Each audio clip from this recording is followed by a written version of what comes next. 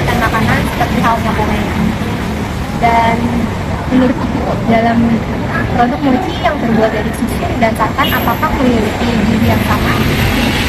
Menurut saya berbeda karena kalau susu dia banyak nutrisinya, tapi santan memang ada nutrisi tapi dia lebih tinggi kadar lemak.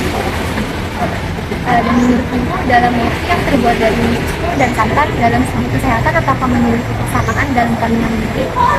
Pasti berbeda.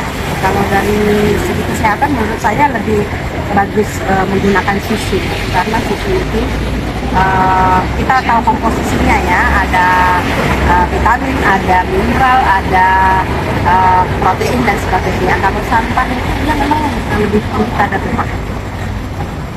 Dan menurut Ibu, apakah persentase dalam kandungan susu mempengaruhi hasil dalam pembuatan kue?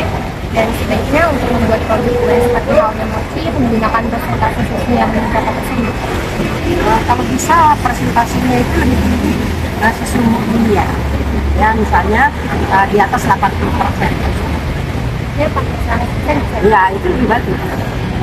Dan bagaimana menurut Ibu, apakah penggunaan santan atau susu mempengaruhi nilai gizi akhir dalam mochi?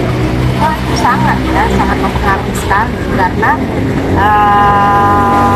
seperti tadi Ibu bilang ya, jauh lebih tinggi nilai gizi menggunakan susu daripada santan. Tapi dua-duanya sih bergizi, dua-duanya pasti gizinya tinggi, tapi lebih tinggi kalau kita menggunakan susu, apalagi kalau susu Dan itu seberapa penting sih pengecekan terhadap kualitas produk pada customer atau pelanggan?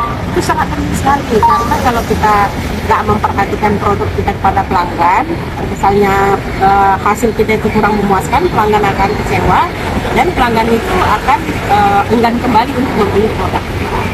Dan itu produk bisa dikatakan berhasil apabila respon pelanggan Respon pelanggan itu misalnya sangat baik sekali ya, misalnya dia puas dengan produk yang kita jual ya, kemudian dia akan review kembali ya, itu namanya produk kita itu bisa dibilang kita best.